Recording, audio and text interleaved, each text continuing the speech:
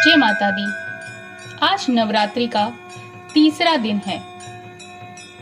इस दिन माँ चंद्रघंटा की पूजा की जाती है। आज हम आपके लिए तीसरी शक्ति यानी कि माँ चंद्रघंटा की कहानी के बारे में जानेंगे। आइए 9 शक्तियों में तीसरी शक्ति माँ चंद्रघंटा की कहानी के बारे में जानते हैं।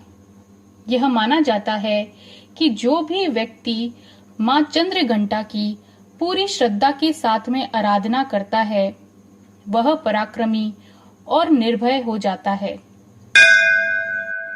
माँ दुर्गा का पहला स्वरूप माँ शैलपुत्री तथा दूसरा स्वरूप माँ ब्रह्मचारिणी जो कि भगवान शंकर को प्राप्त करने के लिए माना जाता है। जब माँ ब्रह्मचारिणी भगवान शंकर को पति के रूप में प्राप्त कर लेती है तब वह आदि शक्ति के रूप में प्रकट होती है और चंद्रघंटा बन जाती है। माँ दुर्गा ने माँ चंद्रघंटा का अवतार तब लिया था जब संसार में दैत्यों का आतंक बहुत ज्यादा बढ़ने लगा था। साथ ही उस समय महिषासुर का भयंकर युद्ध देवताओं के साथ में चल रहा था। महिषासुर देवराज इंद्र का सिंहासन प्राप्त करना चाहता था। वह स्वर्ग लोक पर राज करने की अपनी इच्छा की पूर्ति के लिए युद्ध कर रहा था। जब महिषासुर की इस इच्छा का पता देवताओं को लगा तो वो बहुत ही परेशान हो गए और भगवान ब्रह्मा, विष्णु और महेश के समक्ष पहुंचे। ब्रह्मा, विष्णु और महेश ने देवताओं की इस बात को सुनकर क्रोध प्रकट किया और क्रोध आने पर उन तीनों के मुख से जो ऊर्जा निकली उस ऊर्जा से एक देवी का निर्माण हुआ।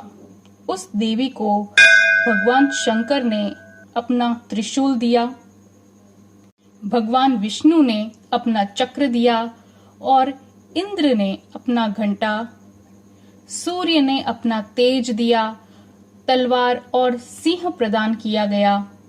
इन सभी के साथ में माँ चंद्रघंटा का निर्माण हुआ और माँ चंद्रघंटा ने महिषासुर का वध करके देवताओं की रक्षा की। आइए अब जानते हैं कि माँ चंद्रघंटा को किन चीजों का भोग लगाना चाहिए। नवरात्रि में माँ दुर्गा के 9 रूपों को अलग अलग तरह के भोग चढ़ाए जाते हैं। माँ चंद्रघंटा को खीर बहुत पसंद है, इसीलिए माँ को केसर या साबूदाने की खीर का भोग लगाया जाता है। पंचामृत का मिश्रण इन सभी 5 गुणों का प्रतीक है, जिसमें दूध, दही, घी, शहद और गंगा जल का मिश्रण होता है। यह माँ चंद्रघंटा को बहुत ही प्रिय है।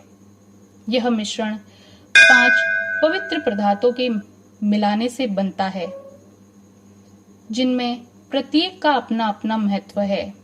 दूध को शुद्धता और पोषण का प्रतीक माना जाता है, इसीलिए माँ चंद्रघंटा को कच्चा दूध भी चढ़ा सकते हैं।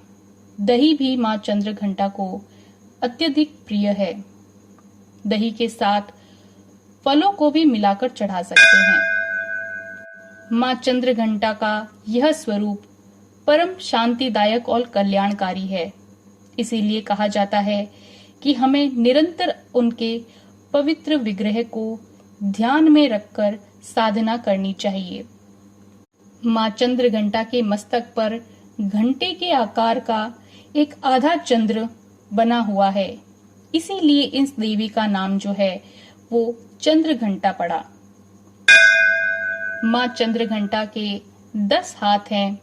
वे खड्ग और अन्य अस्त्र शस्त्र से विशोभित हैं।